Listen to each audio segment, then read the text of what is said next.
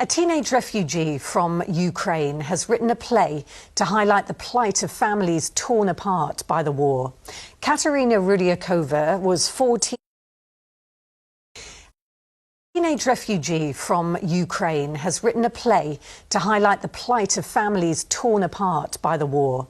Kateryna Rudiakova was 14 when she arrived in North Devon 2 years ago and is the only member of her family to have left Ukraine. Her heartfelt play, called The Best Life, will be performed at the Plough Arts Centre in Great Torrington later this month. Richard Lawrence went along to one of the rehearsals.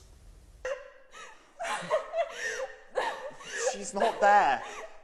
She's not. Anna. Anna, stop torturing yourself. Leave this room. Leave it. Emotional and thought-provoking, it is a play that in part highlights the experience of separation from her own family in central Ukraine for Kateryna Rudiakova, who came here at the start of the war.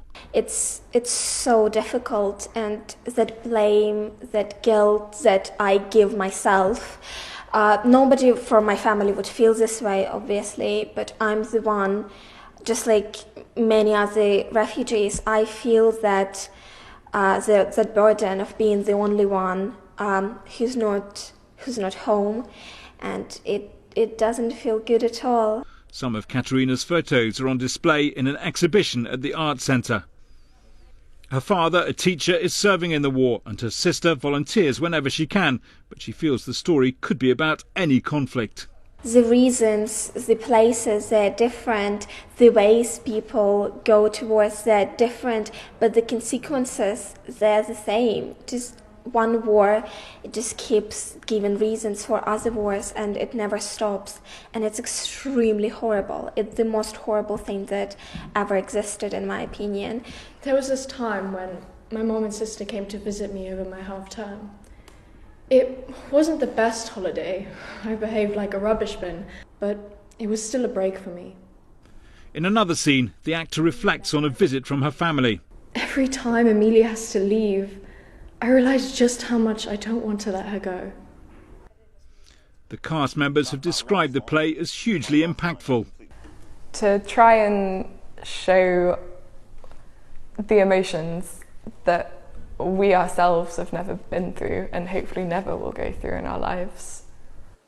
Yeah, no, it's definitely such a challenge, and it's quite a sensitive topic as well. It's the sort of thing you don't want to get wrong. It does bring a lot of topics that I think lots of people will be a bit uncomfortable about, and lots of opinions that will be sort of like a bit like, oh, okay. But it really makes you think, and I think that's a really good thing. During rehearsal, she asked the cast to find current news reports on Ukraine, but said on our media it was mainly articles about political decision-making. She feels the true suffering of people in Ukraine is no longer being reported. She told me about one family who were held hostage in Mariupol for a month, but the father was detained in prison for 2 years.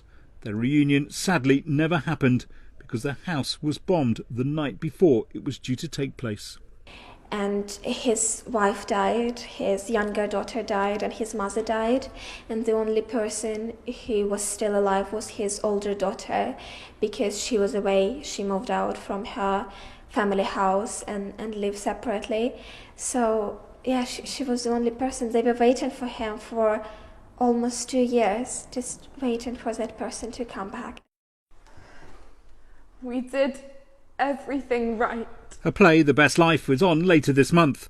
Above all, she wants everyone to continue their support for Ukraine and to remember those who are coping with the daily struggle as the conflict continues. I won't survive if I'm going through this for nothing. Richard Lawrence, ITV News, Great Torrington.